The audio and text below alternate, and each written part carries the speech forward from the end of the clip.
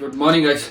ನನ್ನದು ಮಿಡರ್ ಆಗ್ದು day 3 video ಹಾಕಿದ್ದೀನಿ. ಯಾರು ನೋಡಿದ ಅಂದ್ರೆ ನೋಡ್ಕೊಂಬನ್ನಿ. ಇವಾಗ ಆಲ್ರೆಡಿ ಟೈಮ್ ಆಗೋಗಿದೆ, ಜಿಮ್ಗೆ ಹೋಗ್ಬೇಕು ಮೊದಲು. ಇವಾಗ ಜಸ್ಟ್ ಒಂದು ಪ್ರೀಮಿಲ್ನ ಪ್ರಿಪೇರ್ ಮಾಡಿದ್ದೀನಿ. ಹೋಗಿ ಪ್ರೀಮಿಲ್ನ ತಿನ್ಕೊಂಡು ಡೈರೆಕ್ಟ್ ಜಿಮ್ಗೆ ಹೋಗೋಣ, ಆಯ್ತಾ? ಅಲ್ಲಿ ತನಕ ಜಿಮ್ಮಲ್ಲಿ ಸಿಗೋಣ, ಬಾಯ್. ಇದೇ ಪ್ರೀಮಿಲ್ ನೋಡ್ರಿ ಹೆಂಗಿದೆ. 200 ಗ್ರಾಮ್ ಸ್ವೀಟ್ ಪೊಟ್ಯಾಟೊ, 3 ಮೊಟ್ಟೆ ಇತ್ತು, 1 ಮೊಟ್ಟೆ ತಿನ್ಕೊಂಬಿಟ್ಟೆ ಅಲ್ಲೇ. Bread with peanut butter toast. Welcome back. ಜಿಮ್ಗೆ ಬಂದೆ, ನೀರು ಕುಡ್ಕೊಳ್ಳೋಣ. ಪ್ರೀ ವರ್ಕೌಟ್ ಬೇಕು ಗುರು, ವರ್ಕೌಟ್ಗಿಂತ ಮುಂಚೆ ಪ್ರೀ ವರ್ಕೌಟ್ ಹಾಕ್ಬಾರ್ದಾ? ಸೊ ಅದಕ್ಕೆ ನೀರು ಕುಡ್ಕೊಳ್ಳೋಣ. ಪ್ರೀ ವರ್ಕೌಟ್ ಹಾಕೊಂಡು ಟ್ರೈಸಿಪ್ಸ್ ಇದೆ, ಟ್ರೈಸಿಪ್ಸ್ ಸ್ಟಾರ್ಟ್ ಮಾಡೋಣ. ನಿಮ್ಮ ಟ್ರೈಸಿಪ್ಸ್ ಯಾಕೆ ಜಾಸ್ತಿ ಇಂಪಾರ್ಟೆಂಟ್ ಆಗುತ್ತೆ ನಿಮ್ಗೆ ಆರ್ಮ್ಸ್ಗೆ ಅಂತ ಟ್ರೈಸಿಪ್ಸ್ ವರ್ಕೌಟಲ್ಲಿ ಹೇಳ್ತೀನಿ, ಕೇಳಿಸ್ಕೊಳ್ತೀವಿ. ಏನಾದ್ರೆ ವಾರ್ಮಪ್ ಜಾಸ್ತಿ ಏನಿಲ್ಲ ಅಲ್ಲ, ಒಂದು ಲೈಟಾಗಿ ನಿಮ್ಗೆ ಏನಾದ್ರು ಲೈಕ್ ಇಂಟರ್ಮೀಡಿಯೇಟ್ ಆಗಿದ್ರೆ ಏನು ನಿಮ್ಗೆ 20 ನಿಮಿಷ ಅರ್ಧ ಗಂಟೆ ವಾರ್ಮಪ್ ಮಾಡಬೇಕು ಅಂತ ಏನಿಲ್ಲ, ಒಂದು 2 to 3 ಮಿನಿಟ್ಸ್ ಸಾಕು. ಆರ್ಮ್ ರೊಟೇಷನ್ನು, ನೆಕ್ ರೊಟೇಷನ್ನು, ಅದು ಇದು ಮಾಡಿಕೊಂಡ್ರೆ ಸ್ಟ್ರೆಚಿಂಗ್ ಥರ ಮಾಡ್ಕೊಂಡ್ರೆ ಸಾಕು. ಜಾಸ್ತಿ ಮಾಡಬೇಕು ಅಂತ ಏನಿಲ್ಲ. ಬಟ್ ಬಿಗಿನರ್ಸ್ಗೆ ಮಾತ್ರ ವಾರ್ಮಪ್ ತುಂಬ ಇಂಪಾರ್ಟೆಂಟ್ ಆಗುತ್ತೆ. ಅವರು ಲೈಕ್ ವಾರ್ಮಪ್ ಮಾಡ್ದಿಲ್ಲದೆ ಡೈರೆಕ್ಟ್ ವರ್ಕೌಟ್ಗೆ ಹೋಗ್ಬಿಟ್ರೆ ತುಂಬ ಅನುಭವಿಸ್ತಾರೆ. ಆಮೇಲೆ ಮುಂದೆ ಅನುಭವಿಸ್ತಾರೆ ಅಂದರೆ ಬೇರೆ ಥರ ಅಲ್ಲ, ಲೈಕ್ ಹೆವಿ ಪೇನ್ ಬರುತ್ತೆ, ಜಾಯಿಂಟ್ಸ್ ಎಲ್ಲ ಪೇನ್ ಆಗುತ್ತೆ, ಮಸಲ್ ಪೇನ್ ಆಗುತ್ತೆ ಜಾಸ್ತಿ. ಸೊ ಇವಾಗ ಬಾಡಿಯಿಂದ ಇವಾಗ ಸ್ಟಾರ್ಟ್ ಮಾಡೋಣ.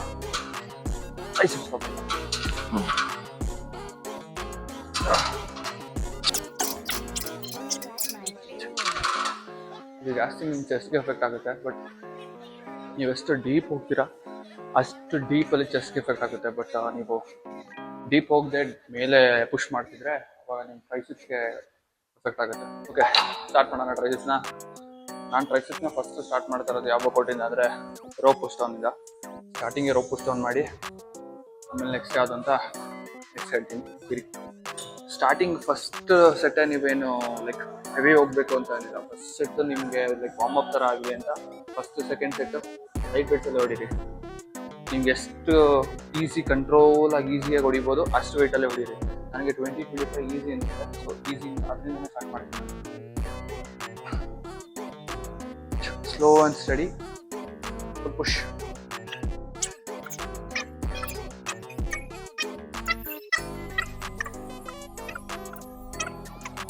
ನೀವು ಎಲ್ಲ ವರ್ಕೌಟಲ್ಲೂ ಸ್ಟಾರ್ಟಿಂಗ್ ವಾರ್ಮಪ್ ಸೆಟ್ ಮಾಡಬೇಕು ಅಂತ ಏನಿಲ್ಲ. ಸ್ಟಾರ್ಟಿಂಗ್ ಒಂದು ವರ್ಕೌಟಲ್ಲಿ ವಾರ್ಮಪ್ ಸೆಟ್ ಮಾಡಿಕೊಂಡು ಆಮೇಲೆ ಬೇಕಾದ್ರೆ ವಾಕಿಂಗ್ ಸೆಟ್ಗೆ ಹೋದರೆ ಓಕೆ. ಒಬ್ಬೊಬ್ರು ಹೇಳ್ತಾರೆ ಲೈಕ್ ಎಲ್ಲ ವರ್ಕೌಟ್ಸ್ ಸ್ಟಾರ್ಟಿಂಗ್ 1-2 ವಾರ್ಮಪ್ ಸೆಟ್ ಮಾಡಿ ಆಮೇಲೆ ವಾಕಿಂಗ್ ಸೆಟ್ ಮಾಡಿ. ಸುಸ್ತೇ ಆಗೋಗಿದ್ದೀರಾ, ಎಲ್ಲಿ ಮಾಡ್ತೀರಾ ಅಷ್ಟೊಂದು? ಸ್ಟಾರ್ಟಿಂಗ್ ಒಂದು ವರ್ಕೌಟಲ್ಲಿ 1 or 2 ವಾರ್ಮಪ್ ಸೆಟ್ ಮಾಡ್ಕೊಂಡ್ರೆ ಸಾಕು. ಎಲ್ಲ ವರ್ಕೌಟ್ಸಲ್ಲಿ ಬೇಡ. ಸರಿ, ಇವಾಗ ವಾಕಿಂಗ್ ಸೆಟ್ನ ಸ್ಟಾರ್ಟ್ ಮಾಡೋಣ. ವಾಕಿಂಗ್ ಸೆಟ್ನ ಸ್ಟಾರ್ಟ್ ಮಾಡ್ತಿರೋದು 40 kg. ಒಂದೊಂದು ಸೆಟ್ ವೆಯ್ಟ್ನ ಇನ್ಕ್ರೀಸ್ ಮಾಡ್ಕೊಳ್ಳೋಣ. 40 to 50, 50 to 60, ಆದರೆ 60 to 80ಗೆ ಹೋಗೋಣ, ಇಲ್ಲಿ 70ಗೆ ಹೋಗೋಣ. ಬೈಸೆಪ್ಸ್ ಏನು ಇಂಪಾರ್ಟೆಂಟ್ ಆಗುತ್ತೆ ನೀವು ಆರ್ಮ್ಸ್ಗೆ ಅಂದರೆ. ಎಲ್ಲ ಬೈಸೆಪ್ಸ್ ದಪ್ಪ ಆಗುತ್ತೆ, ಬೈಸೆಪ್ಸ್ ದಪ್ಪ ಆಗುತ್ತೆ ಅಂತಾರೆ. ಬಟ್ ಬೈಸೆಪ್ಸೇ ಹೆವಿ ದಪ್ಪ ಕಾಣಿಸುತ್ತೆ ನಿಮ್ಮ ಬಾಡಿಲಿ, ಆರ್ಮ್ಸಲ್ಲಿ. ಬೈಸೆಪ್ಸ್ನ ನೀವು ಎಷ್ಟು ಟ್ರೈನ್ ಮಾಡ್ತೀರಾ ಅಷ್ಟು ದಪ್ಪ ನಿಮ್ಮ ಆರ್ಮ್ಸ್ನ. ನೀವೆಷ್ಟು ಸ್ಲೋ, ಸ್ಟಡಿ ಆ್ಯಂಡ್ ಕಂಟ್ರೋಲ್ ಆಗಿ ವರ್ಕೌಟ್ ಮಾಡ್ತೀರೋ ಅಷ್ಟೇ ನಿಮ್ಗೆ ಒಳ್ಳೇದು. ಎಲ್ಲ ರಪ್ಪ ಅಂತ ಹೊಡಿತಾರೆ, ಬಟ್ ಆ ಥರ ಎಲ್ಲ ಹೊಡಿಬಾರ್ದು. ನಿಧಾನಕ್ಕೆ ಕಂಟ್ರೋಲ್ಡಾಗಿ ಹೊಡಿಬೇಕು. 1, 2.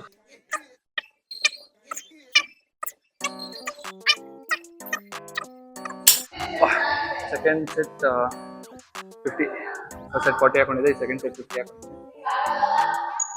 ಟ್ರೈ ಮಾಡೋಣ. 15 ಕೌಂಟ್ಸ್ ಮಾಡಿ.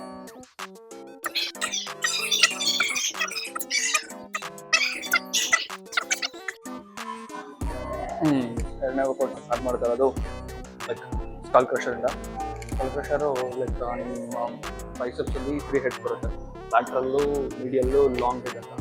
ಈ ಸ್ಕಾಲ್ ಕ್ರಷರ್ ಬಂದು ನಿಮಗೆ ಲಾಂಗ್ ಹೆಡ್ ಮತ್ತು ಮೀಡಿಯಲ್ ಹೆಡ್ಗೆ ಸಕ್ಕತ್ತಾಗಿ ಬೀಳುತ್ತೆ. ಯಾವ ಥರ ಬೀಳುತ್ತೆ ಅಂತ ವರ್ಕೌಟ್ ಫೀಲ್ ಆಗುತ್ತೆ, ವರ್ಕೌಟ್ ಮಾಡ್ಬೇಕಾದ್ರೆ ಫೀಲ್ ಆಗುತ್ತೆ, ನಿಮ್ಗೆ ಗೊತ್ತಾಗುತ್ತೆ. ಸ್ಟಾರ್ಟ್ ಮಾಡೋಣ. 3, 2, 1. 10. Slow and control. 1, 2.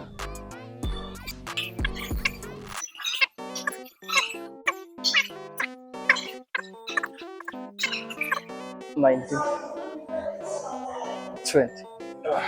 ನಿಮ್ಮ ಟ್ರೈಸೆಪ್ಸ್ ಮೊದಲು ಎಷ್ಟು ಎಫೆಕ್ಟಿವ್ ಟ್ರೈನ್ ಆಗುತ್ತೆ ಅಂದರೆ ಕಲ್ಕಷ್ಟ ವರ್ಕೌಟಿಂದ ನೀವು ಯಾವ ಥರ ಮಾಡ್ತೀರಾ, ಯಾವ ಫಾರ್ಮಲ್ಲಿ ಮಾಡ್ತೀರಾ ಅನ್ನೋದ್ರ ಮೇಲೆ ಡಿಪೆಂಡ್ ಆಗುತ್ತೆ. ಫಸ್ಟ್ ರೌಂಡು 7.5 kg ಹಾಕೊಂಡಿದ್ದೆ ಎರಡು ಸೈಡು. ಇವಾಗ ಸೆಕೆಂಡ್ ರೌಂಡು 10 kg ಹಾಕೊಂಡಿದ್ದೀನಿ.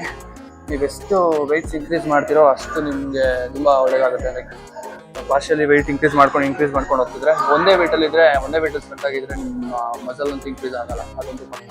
ನೀವು ಪ್ರತಿ ವಾರ ಒಂದೇ ವೆಯ್ಟಲ್ಲೇ ಹೊಡ್ಕೊಂಡ್ರೆ ಏನೇ ಆದರೂ ಮಸಲ್ ಇನ್ಕ್ರೀಸ್ ಆಗಲ್ಲ. ನೀವು ಯಾವಾಗ ಲೈಕ್ ಓವರ್ಲೋಡ್ ಮಾಡ್ತಾ ಇರ್ತೀರೋ ಓವರ್ಲೋಡ್ ಮಾಡ್ತಾ ಇರ್ತೀರೋ ಅವಾಗ ಲೈಕ್ ಲಾಸ್ಟ್ ವಾರ ಟ್ರೈಸೆಪ್ಸಲ್ಲಿ ನೀವು ಸ್ಕಲ್ ಕ್ರಷರ್ನ 5 kg ಹಾಕೊಂಡು ಹೊಡೆದಿದ್ರೆ ಈ ವಾರ 7.5 kg ಟ್ರೈ ಮಾಡಿ. ನೆಕ್ಸ್ಟ್ ವಾರ 10 kg ಟ್ರೈ ಮಾಡಿರಿ. ಅದರ ಪಾರ್ಷಿಯಲಿ ಓವರ್ಲೋಡ್ ಮಾಡ್ತಾನೆ ಇರಬೇಕು. ಅವಾಗಲೇ ನಿಮಗೆ ಮಸಲ್ ಬಿಲ್ಡ್ ಆಗೋದು ನಿಮಗೆ ಗೊತ್ತಾಗುತ್ತೆ, ನಿಮಗೆ ಸೆನ್ಸ್ ಆಗುತ್ತೆ. ಕರೆಕ್ಟ್ ಪಾರ್ಷಿಯಲಿ ಓವರ್ಲೋಡ್ ಮಾಡ್ತಾ ಇರೋದಕ್ಕೆ ನನ್ನ ಮಸಲ್ ಬಿಲ್ಡ್ ಆಗ್ತಿದೆ. ಲೈಕ್ ಲಾಸ್ಟ್ ವೀಕ್ ಇಷ್ಟು ಇತ್ತು, ಈ ವೀಕ್ ಸ್ವಲ್ಪ ಜಾಸ್ತಿ ಪಂಪ್ ಆಗಿದೆ, ನಿಮಗೆ ಗೊತ್ತಾಗುತ್ತೆ. 10 kg ಸ್ಟಾರ್ಟ್ ಮಾಡೋಣ. 1,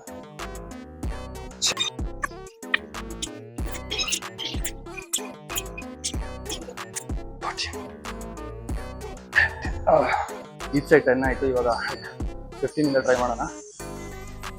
ನನಗೆ ಈಗ 15 ಈಗ ಸ್ವಲ್ಪ ಕಷ್ಟ ಅನ್ಸ್ಬೋದು. ಸೊ ನಾನೇನು ಮಾಡ್ತೀನಿ, ಲೈಕ್ ನನ್ನ ಟ್ರೈನರ್ ಇರ್ತಾರೆ, ಟ್ರೈನರ್ನ ಕರೆದು ಮತ್ತು ಲೈಟಾಗಿ ಸಪೋರ್ಟ್ ಹಾಕ್ಬೋದು. ಸೊ ನೀವು ಬಿಗಿನರ್ ಆದರೆ ನೀವು ಈ ಕೆಲಸ ಮಾಡಿ. ನಿಮಗೆ ಯಾವ್ದಾರ ವೆಯ್ಟ್ ನಿಮಗೆ 15 ಸ್ವಲ್ಪ ಕಷ್ಟ ಆಗ್ತದೆ. ಸೊ ನಿಮಗೆ ಸ್ಟಾರ್ಟಿಂಗಲ್ಲಿ 5 kg ಕಷ್ಟ ಆಗ್ಬೋದು. 5 kg ಕಷ್ಟ ಆಗುತ್ತೆ ಅಂತ 5 kgಗೆ ಯಾರಪ್ಪ ಟ್ರೈನರ್ನ ಕರೀತಾರೆ, ಅವ್ರು ಏನಂತಾರೆ ಅದೆಲ್ಲ ತಲೆಗೆಡ್ಸ್ಕೊಬಿಡಿ. ಸ್ಟಾರ್ಟಿಂಗ್ ನಿಮ್ಗೆ ಕಷ್ಟ ಆಗುತ್ತಾ? ಸೊ 5 kg ಆದರೂ ಪರವಾಗಿಲ್ಲ, ಅದು 2.5 ಆದರೂ ಪರವಾಗಿಲ್ಲ. ನಿಮ್ಮ ಟ್ರೈನರ್ ಇರ್ತಾರೆ, ಅವ್ರದ್ದು ಸಪೋರ್ಟ್ ತೊಗೊಳ್ಳಿ. ನೀವು ಆಮೇಲೆ ಅವ್ರನ್ನೇನು ಕರೆಯೋದು, ನಾನೇ ಮಾಡ್ಕೊತೀನಿ ಅಂತ ಫಾರ್ಮ್ ಇಲ್ಲದೆ ಹೆಂಗೆಂಗೋ ನಿಮ್ಗೆ ಇಷ್ಟ ಬಂದು ನೀವು ಮಾಡ್ಕೊಂಡು ಹೋದ್ರೆ ಬೇಸ್ಟ್. ಕೋಚ್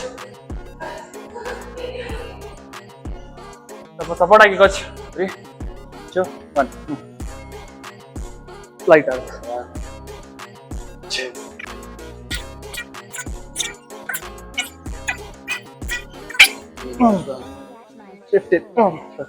15 kgಗೆ ನಮ್ಮ ಕೋಚ್ನ ಕರ್ಕೊಂಡು ಅವ್ರ ಕೈಲಿ ಲೈಕ್ ಸಪೋರ್ಟ್ ಹಾಕ್ಸ್ಕೊಂಡ್ರೆ ನೀವು ಹಂಗೆ ಮಾಡಿ. Coach thanks for support. ಆಯಿತು. 3 ಎಕ್ಸಸೈಸ್ ಬಂದು ನಾನು ಲೈಕ್ ಈಸಿ ಬಾರಿಂದ ಓವರ್ ಹೆಡ್ ಪ್ರೆಸ್ನ ಮಾಡ್ತೀನಿ. ಸೊ ಓವರ್ ಹೆಡ್ ಪ್ರೆಸ್ಗೆ ನಾನು ಸ್ಟಾರ್ಟಿಂಗ್ 35 kg ಸ್ಟಾರ್ಟ್ ಮಾಡ್ತೀನಿ. 35 kg ಈಸಿ ಅಂತ ಸ್ಟಾರ್ಟಿಂಗ್ ತಗೊಂಡು 35ಇಂದ 35, 50, 65 3 ಪ್ಲೇಟ್ಸ್ ಇನ್ಕ್ರೀಸ್ ಮಾಡ್ಕೊಂಡು ಹೋಗ್ತೀನಿ. ಯಾವ ಥರ ಸಪೋರ್ಟ್ ತೊಗೊಳ್ಳೋದಲ್ಲ ಇಂಪಾರ್ಟೆಂಟ್, ಯಾವ ಥರ ಮಾಡೋದು ಇಂಪಾರ್ಟೆಂಟ್ ಆಗುತ್ತೆ. 1, 2,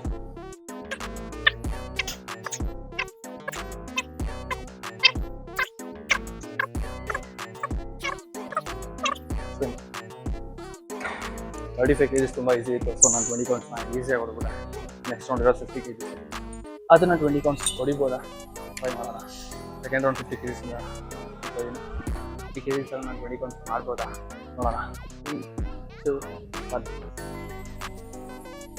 1,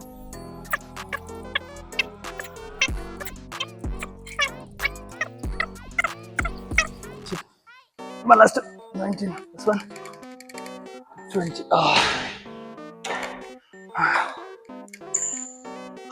ಲಾಸ್ಟ್ ರೆಪ್ಸ್ ಇದೆಯಲ್ಲ, ಆ ಲಾಸ್ಟ್ ರೆಪ್ಸು ನಿಮ್ಗೆ ಎಷ್ಟು ಫೀಲ್ ಆಗ್ತಿರುತ್ತೆ ಬಾಡಿಗೆ ಅಂದರೆ ಸಾಕು ಅನಿಸ್ಬಿಡುತ್ತೆ. ಬಟ್ ಮಾಡಲೇಬೇಕು ಅಂತ ಮಾಡಬೇಕು. ಕ್ಲಾಸ್ 85ಇಂದ ಟ್ರೈ ಮಾಡ್ತಾ ಇದ್ದೀನಿ. 3, 2, 1. S, easy. 3, 2, 1. 1,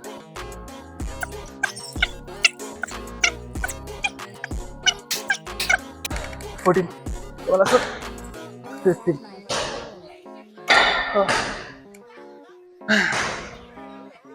15 ಅಂತ ಹೋದೆ. ಟ್ರೈ ಮಾಡ್ಬೋದಿತ್ತು 20, ಬಟ್ ಫಾರ್ಮ್ ಇರುತ್ತೆ. ನಿಮ್ಗೇನು ಇಂಪಾರ್ಟೆಂಟ್ ಆಗುತ್ತೆ ಅಂದರೆ ಫಾರ್ಮ್ ಏನು ಇಂಪಾರ್ಟೆಂಟ್ ಆಗುತ್ತೆ. ನೀವು ಹೆಂಗೋ ಹೊಡೆದ್ರು ಅದು, ಬಟ್ ಆ ಟ್ರೈಸಿಪ್ಸ್ಗೆ ಬೀಳ್ತಾ ಇರೋದು ಅಂತ ಏನು ಗೊತ್ತಿದೆ ನಿಮಗೆ. ಸೊ ಫಾರ್ಮ್ ಇಂಪಾರ್ಟೆಂಟ್ ಆಗುತ್ತೆ. ನಾನು ಟ್ರೈಸಿಪ್ಸ್ನ 4th ಮತ್ತು ಲಾಸ್ಟ್ ವರ್ಕೌಟ್ ಫೈನಲ್ ಫಿನಿಷರ್ ಇದು. ಇದನ್ನು ಕಿಕ್ ಬ್ಯಾಕ್ ಅಂತಾರೆ. ಕಿಕ್ ಬ್ಯಾಕ್ ಅಂದರೆ ಕಾಲಲ್ಲಪ್ಪ ಹಾಗೆ. ಸೊ ನಾರ್ಮಲ್ ಕಾಲಲ್ಲಿ ಹೆಂಗೆ ಕಿಕ್ ಮಾಡ್ತೀರೋ ಸೊ ಅದೇ ಥರ ಕೈಯಲ್ಲಿ ಕಿಕ್ ಮಾಡೋದು, ಪುಷ್ ಮಾಡೋದನ್ನ ಕಿಕ್ ಬ್ಯಾಕ್ ಅಂತ ಕರೀತಾರೆ. ಬ್ಯಾಕಿಂಗ್ ಅಷ್ಟೇ ಸ್ಲೋ ಆ್ಯಂಡ್ ಕಂಟ್ರೋಲ್ಡ್ ಆಗಿ ಎಷ್ಟು ವೆಯ್ಟ್ ಆಗುತ್ತೆ ಅದು ಅಷ್ಟಿಂದಾನೇ ಟ್ರೈ ಮಾಡಿ. ನಾನು ಸ್ಟಾರ್ಟಿಂಗ್ 7.5 ಟ್ರೈ ಮಾಡ್ತೀನಿ. 1 ಸ್ಲೋ ಆ್ಯಂಡ್ ಕಂಟ್ರೋಲ್ 2 3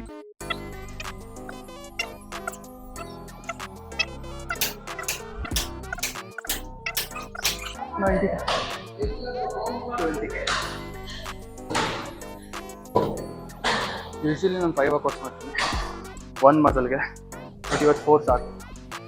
ಈ ಮಸಲ್ಗೆ 5 ಮಾಡಬೇಕು 6 ಮಾಡಬೇಕು, ಆಲ್ಮೋಸ್ಟ್ ಎಲ್ಲ 5 6 7 ಅಂತ ಹೇಳ್ತಾರೆ. ಬಟ್ ಅಷ್ಟು ನೆಸೆಸಿಟಿನೇ ಇರೋಲ್ಲ. 4 5 ಇಸ್ ಮ್ಯಾಕ್ಸಿಮಮ್.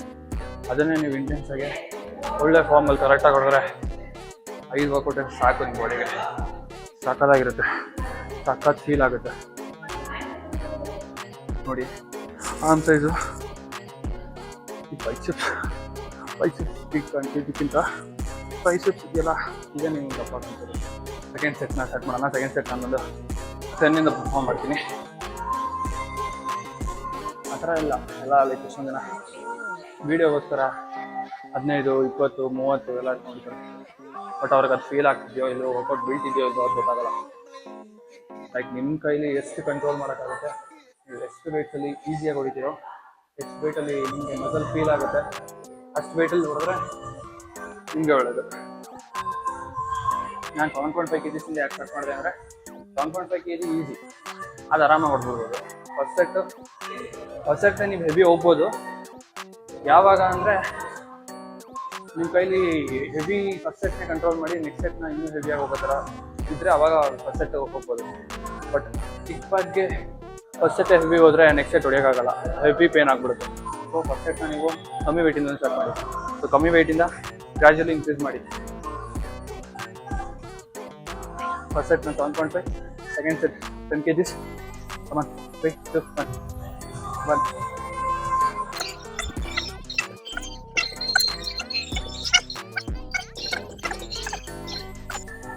90 20.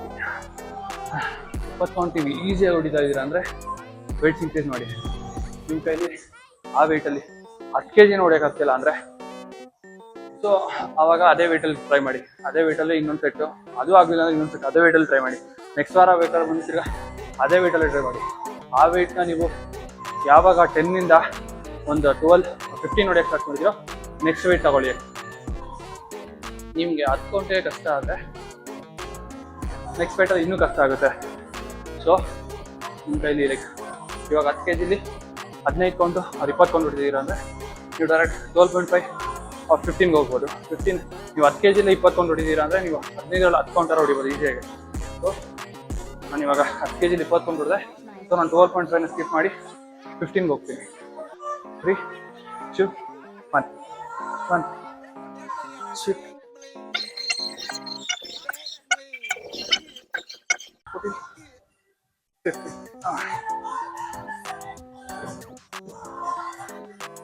ಹದಿನೈದು ಕೆಜಿಲಿ ಈಸಿಯಾಗಿ 15 ಕೌಂಟ್ ಹೊಡೆದ್ಬಿಟ್ಟೆ. ನಾನು 15ರಿಂದ ಈಗ 17ವರೆಗೆ ಹೋಗ್ಬೋದು. ಬಟ್ 3 ಸೆಟ್ ಆಗೋಗಿದೆ ಸಾಕು.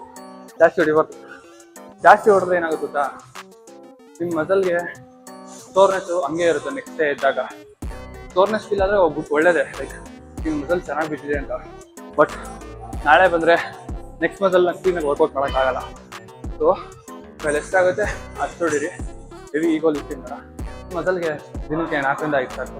ನೀವೆಲ್ಲ ಡೈಲಿ ಲೈಕ್ 2 ಮಸಲ್ ಟ್ರೈನ್ ಮಾಡ್ತೀರಾ ಅಂದರೆ 5 ಇಲ್ಲ 4 ಸಾಕು. ತುಂಬ ಜಾಸ್ತಿ ಆಗ್ಬಿಟ್ಟಿದೆ. ನೀವು ಒಂದೊಂದು ಮಸಲ್ಗೆ ಲೈಕ್ 2 ಮಸಲ್ ಟ್ರೈನ್ ಮಾಡ್ತೀರಾ ದಿನಕ್ಕೆ ಅಂದರೆ ಒಂದೊಂದು ಮಸಲ್ಗೆ ನೀವು 7ರಿಂದ 8 ಟ್ರೈನ್ ಮಾಡ್ಕೊಂಡ್ರೆ ನೆಕ್ಸ್ಟ್ ಡೇ ಬಂದರೆ ನಿಮಗೆ ನೆಕ್ಸ್ಟ್ ಮಸಲ್ನ ವರ್ಕೌಟ್ ಮಾಡೋಕ್ಕಾಗಲ್ಲ. ಆ್ಯಂಡ್ ನೀವು ಒಂದು ಮಸಲ್ ಟ್ರೈನ್ ಮಾಡಿ ಅದಕ್ಕೆ ಒಂದು 48 hours ಆದ್ರೂ ರೆಸ್ಟ್ ಬೇಕೇ ಬೇಕು. ಆವಾಗಲೇ ನಿಮ್ಮ ಮಸಲ್ ರಿಕವರಿ ಆಗೋದು. ಇಲ್ಲಾಂದರೆ ನೀವು ಇವತ್ತು ಟ್ರೈನ್ ಮಾಡಿ ನಾಳಿದ್ದು ಮತ್ತೆ ಅದೇ ಮಸಲ್ ಟ್ರೈನ್ ಮಾಡಿದ್ರೆ ಅದು ಕರೆಕ್ಟಾಗಿ ರಿಕವರಿ ಆಗಿರಲ್ಲ, ಮತ್ತೆ ಮಸಲ್ ಬ್ರೇಕ್ ಆಗುತ್ತೆ. ಸೊ ಮಸಲ್ ಲಾಸ್ ಆಗುತ್ತೆ. ಸೊ ಕಂಪ್ಲೀಟಾಗಿ ರೆಸ್ಟ್ ಮಾಡಿ, ರೆಸ್ಟ್ ಕೊಡಿ ಆ ಮಸಲ್ಗೆ. 2 days ಗ್ಯಾಪಲ್ಲಿ ಇವತ್ತು ಟ್ರೈನ್ ಮಾಡಿದರೆ ನಾಳೆ ನಾಡಿದ್ದು ಬಿಟ್ಟು ಆಚೆ ನಾಳೆ ಟ್ರೈನ್ ಮಾಡಿ. ಅವಾಗ ನಿಮ್ಮ ಮಸಲ್ ರಿಕವರಿ ಆಗಿರುತ್ತೆ, ಫುಲ್ಲಿ ರಿಕವರಿ ಆಗಿರುತ್ತೆ. ಅವಾಗ ಇನ್ನೂ ಕ್ಲೀನಾಗಿ ವರ್ಕೌಟ್ ಮಾಡ್ಬೋದು. ನೋಡಿ ಟ್ರೈಸೆಪ್ಸ್ ಮಾಡಿದ್ದೆ 4 ವರ್ಕೌಟು, ಸಾಲ ಪಂಪ್ ಬರುತ್ತೆ. ಬಟ್ ಮನೆಗೆ ಹೋಗಿ ತೋರಿಸ್ತೀನಿ. ಇದೆಲ್ಲ ಇಷ್ಟು ಚೆನ್ನಾಗಿ ಕಾಣಿಸ್ತಿರೋದು ಏನ್ರಿಂದ ಗೊತ್ತಾ? ಏನು ಕಾಣಿಸ್ತಿದೆ ನೋಡಿ, ಮಾರೋ ಈ ಫೋಕಸ್ ಲೈಟಿಂದ. ಫೋಕಸ್ ಲೈಟಿಂದ ಅಂದರೆ ಏನೂ ಕಾಣಿಸಲ್ಲ. ಇದನ್ನು ಯಾರು ಹೇಳಲ್ಲ ಫೋಕಸ್ ಲೈಟ್ ಬಗ್ಗೆ. ಈ ಫೋಕಸ್ ಲೈಟ್ ಡೈರೆಕ್ಟ್ ನಮ್ಮ ನೋಡಿ ಬಿದ್ದರೆ ತುಂಬ ಚೆನ್ನಾಗಿ ಕಾಣಿಸುತ್ತೆ. ನೋಡಿ ಬೈಸೆಪ್ಸ್ ವರ್ಕೌಟೇ ಮಾಡಿಲ್ಲ, ಆದರೂ ಬೈಸೆಪ್ಸ್ ಮಾಡಿ. ಯಾಕಂದರೆ ನೋಡಿ ಆ ಲೈಟ್ ಪಂಪ್, ಲೈಟ್ ಬೀಳ್ತಿದೆಯಲ್ಲ ಮೇಲಿಂದ, ಫೋಕಸ್ ಆಗ್ತಿದೆಯಲ್ಲ, ಸೊ ಅದರಿಂದ ನಮಗೆ ಕಟ್ಟೆಲ್ಲ ಸಕಲ ಕಾಣಿಸುತ್ತೆ. ಬಟ್ ಆ ಕಟ್ಟು ನಾರ್ಮಲ್ ಐಸಲ್ಲಿ ನೋಡಿದ್ರೆ ಕಾಣಿಸಲ್ಲ. ಕೊನೆಗೂ ಟ್ರೈಸೆಪ್ಸ್ ಮುಗೀತು. ಟ್ರೈಸೆಪ್ಸ್ ಮುಗಿದು ಪ್ರೋಟೀನ್ ಹಾಕ್ಕೊಂಡು ಇವಾಗ ಮನೆಗೆ ಹೋಗಿ ಹಾಚ್ಕೊಳ್ಳೋದಷ್ಟೇ ಕೆಲಸ. ಟ್ರೈಸೆಪ್ಸ್ ಒಂದೇ ಮಾಡಿಲ್ಲ ನಾನು, ಚೆಸ್ಟ್ ಕೂಡ ಮಾಡಿದೆ. ಚೆಸ್ಟ್ 3x ಮೂವ್ ವರ್ಕೌಟ್ ಮಾಡಿದೆ. ಡೈಲಿ 2 ಮಸಲ್ ಟ್ರೈನ್ ಮಾಡ್ತೀನಿ ನಾನು. ನೀವು 2 ಮಸಲ್ ಟ್ರೈನ್ ಮಾಡಂಗಿದ್ರೆ ಎಲ್ಲ 2 ಮಸಲ್ಗೂ 5-5, 6-6 ವರ್ಕೌಟ್ ಮಾಡಿಬಿಟ್ಟು ನಿಮ್ಮ ಮೇನ್ ಮಸಲ್ ಯಾವ್ದು ಇರುತ್ತೆ ಆ ಮೇನ್ ಮಸಲ್ 4 ವರ್ಕೌಟ್ ಇಲ್ಲ 5 ವರ್ಕೌಟ್ ಮಾಡಿ. Secondary ಮಸಲ್ನ 3 maximum. ಯಾಕಂದರೆ ನೀವು ಫಸ್ಟ್ ಡೇ ಟ್ರೈನ್ ಮಾಡಿರ್ತೀರ. ಇವಾಗ ನಾನು ಮಂಡೇ ಚೆಸ್ಟ್ ಮತ್ತು ಟ್ರೈಸೆಪ್ಸ್ ಟ್ರೈನ್ ಮಾಡಿದೆ. ಚೆಸ್ಟಿಗೆ 5 ವರ್ಕೌಟ್ ಮಾಡಿದೆ, ಟ್ರೈಸೆಪ್ಸ್ಗೆ 4 ವರ್ಕೌಟ್ ಮಾಡಿದೆ. ಸೊ ಇವತ್ತು ಥರ್ಸ್ಡೇ ಬಂದು ನಾನು ಟ್ರೈಸೆಪ್ಸು ಚೆಸ್ಟ್ ಮಾಡ್ತೀನಿ. ಸೊ ಟ್ರೈಸೆಪ್ಸ್ಗೆ 4 ವರ್ಕೌಟ್ ಮಾಡಿದೆ ಆ್ಯಂಡ್ ಚೆಸ್ಟ್ಗೆ 3 ವರ್ಕೌಟ್ ಮಾಡಿದೆ. ಅಷ್ಟು ಸಾಕು. ಅದಕ್ಕಿಂತ ಜಾಸ್ತಿ ಮಾಡಿದ್ರೆ ನಿಮಗೆ ಮಸಲ್ ಸೋರ್ನೆಸ್ ಆಗಿ ಸಖತ್ತು ಇದಾಗುತ್ತೆ. ನೆಕ್ಸ್ಟ್ ಡೇ ವರ್ಕೌಟ್ ಮಾಡೋಕ್ಕಾಗಲ್ಲ, ಅಷ್ಟು ಪೇನ್ ಇರುತ್ತೆ. ಸೊ ಮ್ಯಾಕ್ಸಿಮಮ್ ನಿಮ್ಮ ಕೈಲಿ ಎಷ್ಟಾಗುತ್ತೆ ಅಷ್ಟು ಮಾಡಿ. ಜಾಸ್ತಿ ಈಗೋ ಪುಷಿಂಗು ಬೇಡ, ಈಗೋ ಲಿಫ್ಟಿಂಗು ಬೇಡ. ನಿಮಗೆ ಒಳ್ಳೇದಲ್ಲ ಈಗ ಲಿಫ್ಟಿಂಗ್, ಈಗ ಪುಷಿಂಗ್. ಇವತ್ತಿಗಿಷ್ಟೇ. ಟ್ರೈಸೆಪ್ಸ್ ವರ್ಕೌಟ್ ಮುಗೀತು. ನಿಮಗೆ ಟ್ರೈಸೆಪ್ಸಲ್ಲಿ ಏನೇನು ಡೌಟ್ ಇದೆಯೋ, ಯಾವ್ಯಾವ ಥರ ವರ್ಕೌಟ್ ಬೇಕು, ನಿಮ್ಗೆ ವರ್ಕೌಟ್ ಯಾವ್ದಾದ್ರು ಗೊತ್ತಿಲ್ಲ ಅಂದರೆ ನಾನು ಇವಾಗ ಯಾವ ವರ್ಕೌಟ್ ಮಾಡಿದೆ ಅದು ಮಾಡಿ. ಅದು ಒಳ್ಳೆ ಪಂಪ್ ಇರುತ್ತೆ. ಈ ಬೇಸಿಕ್ಸ್ ವರ್ಕೌಟಲ್ಲೇ ಸಾಕು. ನೀವು ಯಾವ ಥರ ಎಕ್ಸ್ಟ್ರಾರ್ಡಿನರಿ ಯಾರೋ ಏನೋ ಹೇಳ್ಕೊಡ್ತಾರೆ ಅಂತ ಎಕ್ಸ್ಟ್ರಾರ್ಡಿನರಿ ವರ್ಕೌಟ್ಸ್ ಎಲ್ಲ ಮಾಡೋಕ್ಕೋಗಿ ಫಾರ್ಮ್ ಗೊತ್ತಿಲ್ಲದೆ ಏನೇನೋ ಮಾಡಿ ಅದೆಲ್ಲೂ ಟ್ರೈಸೆಪ್ಸ್ ಬೀಳೋದು, ಶೋಲ್ಡ್ರಿಗೆ ಬಿದ್ದು, ಶೋಲ್ಡ್ರ್ ಇಲ್ಲ ಫೋರ್ ಆರ್ಮ್ಸ್ ಬಿದ್ದು, ಯಾವುದಾದ್ರು ಮಸಲ್ಗಳು ಬಿದ್ದರೆ ಅವಾಗ ಏನು ಯೂಸ್ ಇಲ್ಲ. ಸೊ ಬೇಸಿಕ್ಸ್ಗೆ ಸ್ಟಿಕ್ ಆಗಿ, ಬೇಸಿಕ್ಸ್ನೇ ಕರೆಕ್ಟಾಗಿ ಒಳ್ಳೆ ಫಾರ್ಮಲ್ಲಿ, ಒಳ್ಳೆ ಮಸಲ್ಗೆ ಒಳ್ಳೆ ಚೆನ್ನಾಗಿ ನಿಮ್ಮ ಮಸಲ್ ಮೆಮೊರಿ ಚೆನ್ನಾಗಿ ಸಖತ್ತಾಗಿ ವರ್ಕೌಟ್ ಫೀಲ್ ಆಗ್ತಿದ್ರೆ ಅವಾಗ ಬೇಕಾದ್ರೆ ಎಕ್ಸ್ಟ್ರಾರ್ಡಿನರಿ ವರ್ಕೌಟ್ಸ್ಗೆ ಶಿಫ್ಟ್ ಆಗಿ ಬೇಕಾದ್ರೆ ಅಲ್ಲಿ ತನಕ ಬೇಸಿಕ್ಸ್ಗೆ ಸ್ಟಿಕ್ ಆಗಿ ಬೇಸಿಕ್ಸಲ್ಲೇ ವರ್ಕೌಟ್ ಮಾಡಿ. ಇವತ್ತಿಗಿಷ್ಟೇ. ಮತ್ತೆ ನಾಳೆ ಸಿಗೋಣ. ನಾಳೆ ಬೈಸಿಪ್ಸ್ ಇರುತ್ತೆ. ನಾಳೆ ಬೈಸಿಪ್ಸ್ ವರ್ಕೌಟ್ ಮಾಡೋಣ. ಬೈಸಿಪ್ಸ್ ವರ್ಕೌಟಲ್ಲಿ ಯಾವುದೋ ಥರ ಇರುತ್ತೆ, ಯಾವುದಾದ್ರು ಬೇಸಿಕ್ಸ್ ವರ್ಕೌಟ್ ಚೆನ್ನಾಗಿ ನಿಮಗೆ ಬೈಸಿಪ್ಸ್ ಫೀಲ್ ಆಗುತ್ತೆ ಅಂತ ನಾಳೆ ಹೇಳ್ಕೊಡ್ತೀನಿ. ಅಲ್ಲಿ ತನಕ ಟೇಕ್ ಕೇರ್ ಗಾಯ್ಸ್, ಬಾಯ್.